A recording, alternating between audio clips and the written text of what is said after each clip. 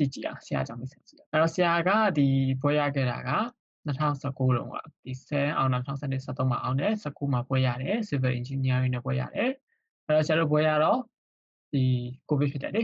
ဘွဲယူပြီးတဲ့အချိန်မှာကိုဗစ်ဖြစ်တော့အဲ့ချိန်မှာဆရာက2နှစ်လောက်နားရတဲ့အချိန်မှာ IS စလုပ်တယ်ဆရာတို့လက်ရှိမှာတက်တယ်တက်နေတဲ့အချိန်မှာပဲ scholarship ဖွေပြင်းတယ်ဒီ IS လည်းဖြည့်ပြီးလည်းပြီးရောဆရာ scholarship တက်အဲ့တော့ scholarship ရတော့ဒီဆရာ master ဘွဲကို KMUTT မှာသွားတက်တယ် KMUTT မှာတက်နေတော့လည်းပဲဆရာ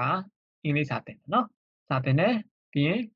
KMUTT ကနေဘွဲရတော့ကျတော့ဆရာ PhD program ဆက် join တယ်ဂျားထဲမှာတော့ဆရာ gap year နှစ်ဝက်ပေါ့6လယူလိုက်ရတယ်ပြီးတော့ဆရာ PhD scholar ဆက်ချပဲအဲ့ဒီမှာတော့ scholar ရောဆရာပြီးတော့ research assistant ကိုရတယ်အဲ့တော့ research assistant ကတော့သူကလားစာတည်တတ်ပြီးရအဲ့တော့အဲ့အားရဲ့ချူလာလောင်ကွန်းတက္ကသိုလ်မှာ environmental engineering နဲ့ပဲဆရာအခုလက်ရှိတက်နေနော်အဲ့တော့အဲ့တက်နေတဲ့အချိန်မှာလည်းပဲဆရာစာတော့သင်သေးတယ်ဒါပေမဲ့ဆရာတန်းချိန်နေနဲ့ဒီဆရာရဲ့ thesis နဲ့ရောဆိုတော့အချိန်တော့အရင်မပြီးနိုင်တော့လို့ဆရာတို့တစ်လခွဲနေမှာတန်းပဲဖွင့်နိုင်တာတက်ကလေအဲ့တော့အတန်းတွေကတော့အရင်လိုအများကြီးတော့မဟုတ်တော့ဘူးအဲ့ဒါဆရာကြောင့်သိအောင်နော်